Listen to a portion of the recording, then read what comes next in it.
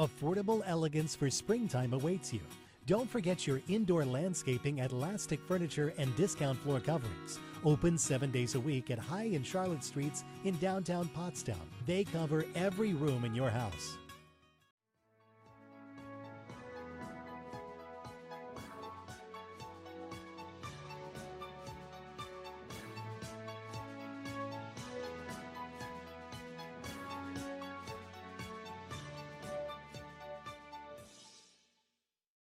Hello everyone, I'm Diane Hoffman. This week, the Mercury is publishing a series of articles that dive deeper into a statewide pension crisis. Caroline sat down with Frank Otto and Evan Brandt to talk about the Pennsylvania pension time bomb. Pennsylvania has two pension systems. Would you be able to explain the systems and the groups of people who receive benefits from each? Sure. The smaller one is called SERS, which is the State Employee Retirement System, and that includes all people who are state employees. The much larger system is called PERS, which is the Public School Employee Retirement System, and that includes all public school employees, administration, teachers, aides, assistants, all that sort of thing. They each have a very large shortfall in what they're supposed to pay out and what they're taking in. Together it adds up to about $50 billion, which is a big problem for Pennsylvania's budget, and it may end up with the state's credit rating being reduced by some of the rating agencies because they don't have plans to address the problem. And those shortfalls really kind of came into stark relief during the financial crisis of 2010. Is that correct? Well, the financial crisis in 2010 exacerbated an existing problem. One of the problems was that at one point the General Assembly decided that the stock market was doing so well. The stock market is where the funds have investments in order to make a return on those investments. And they decided that the stock market was doing so well that the state and the school districts did not need to contribute as much money as they had been contributing, so they cut back on their contribution. So of course in 2002, and again particularly in 2010, when the stock market made a very big correction, created very big holes in those funds.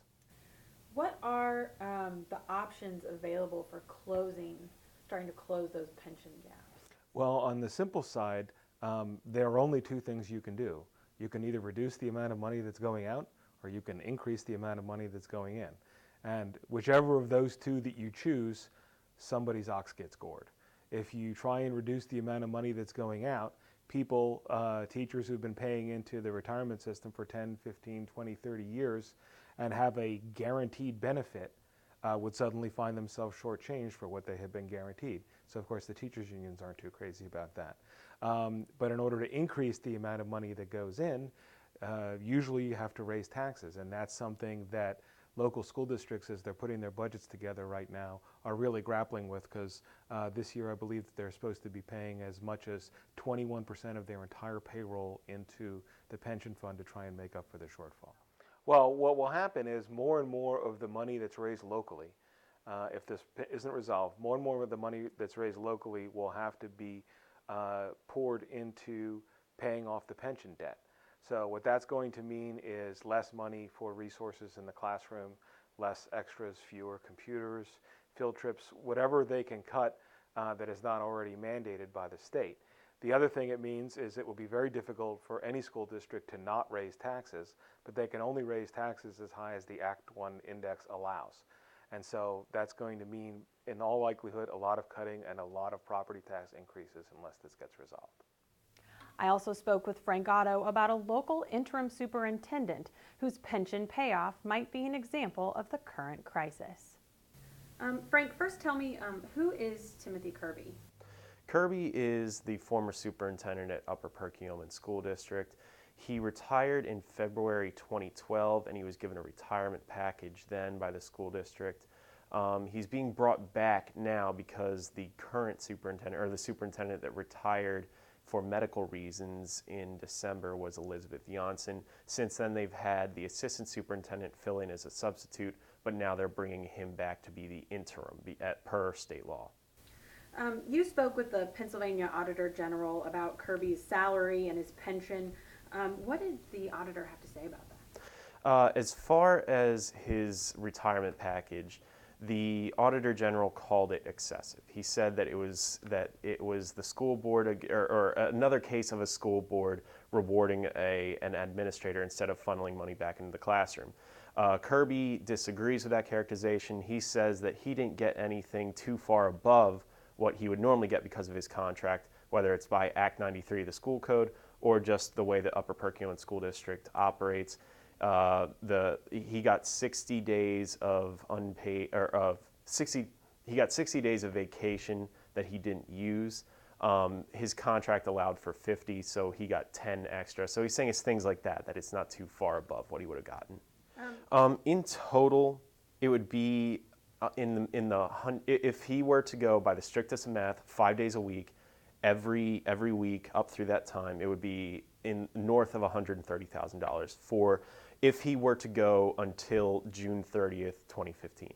Now, he estimates because of the scheduling, real world type stuff, it would go to about $100,000 if they don't find a superintendent. He says that he wants to try and fast track that. It sounds like he'd try to find somebody before the end of the year. So who knows what it would actually come out to when this is all said and done. Last week was the debut of the Mercury Mile. Mika Patterson has more about this new Fit for Life initiative. Hi, my name is Mika Patterson, the Fit for Life reporter, and I'm here at the Memorial Park in Pottstown, which is the location for our next Mercury Mile this Thursday at noon. This Thursday, we will be doing a run-walk option for those who want to walk and run for part of the way. If anything changes due to weather, make sure you check our Facebook page at www.facebook.com/mercfitforlife or our main website at www.pottsmerc.com/fitforlife. Hope to see you there. Thank you. Looking for a flexible job? Need to make your own schedule? Chestnut Knoll at Home is seeking reliable, mature individuals for at-home caregiver positions. At-home caregivers are responsible for providing assistance to individuals in their homes. Take advantage of gold's record prices and bring your scrap gold to Douglas Diamonds at our Pottstown store for cash now. 1300 North Charlotte Street in Pottstown. Call 484-941-6453 or visit our website at www.douglasdiamondscorp.com. Pottstown Police and the Federal Bureau of Investigation are looking for a man who robbed a bank at gunpoint on May 31st. This man, who has not been named, entered the Wells Fargo Bank in the 400 block of East High Street around 9:15 a.m. and fired shots while demanding money. No one was reported to be injured. Anyone with information should call Borough Police at 610-970-6570 or the FBI in Philadelphia at 215-641-8910. Opportunity awaits you at our expanding personal care retirement community. Part-time openings for all shifts. Join our growing team providing quality care in our brand new facility.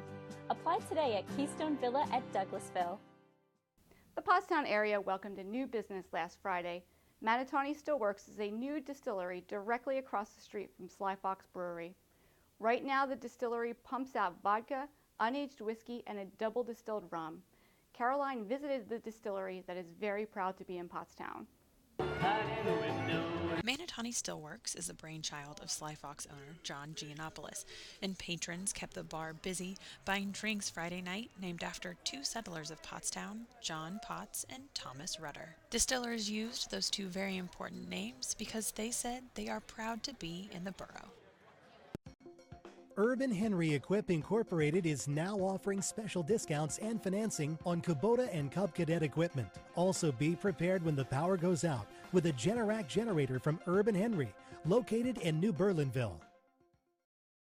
Improve your outdoor living space. Easy as 1, 2, 3. Do it all or in steps with our expandable system. Call Mac House Contracting at 610-530-8727.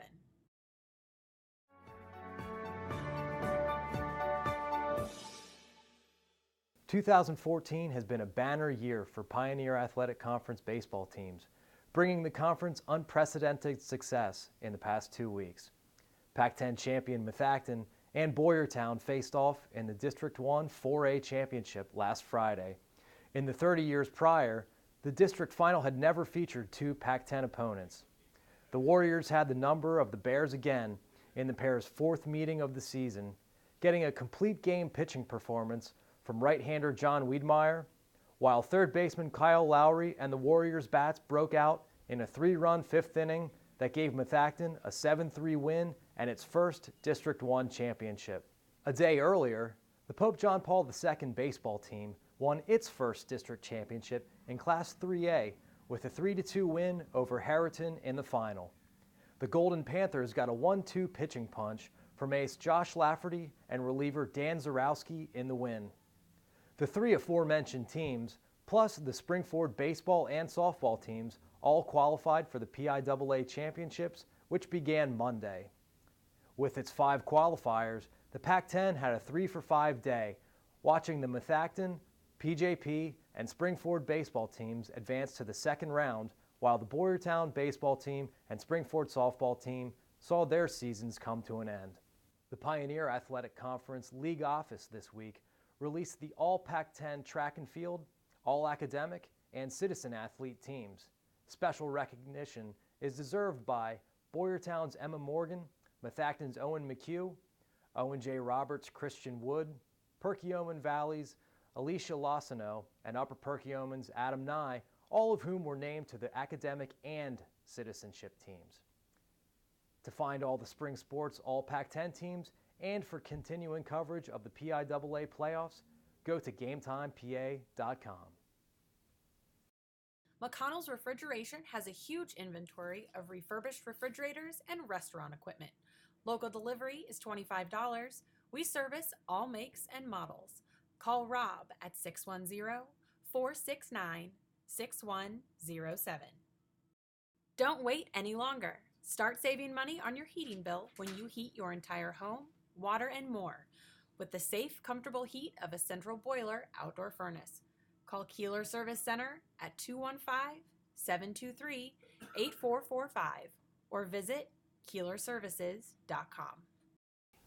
That does it for us this week. I'm Diane Hoffman. And I'm Caroline Sweeney. You can find the most up-to-date news, weather, sports, and entertainment at the Mercury's website, pottsmerc.com. Follow us on Twitter. Our handle is MercuryX, and you can find us on Facebook. We'll be here every week with a recap of the top stories and what you can expect coming up next off the presses.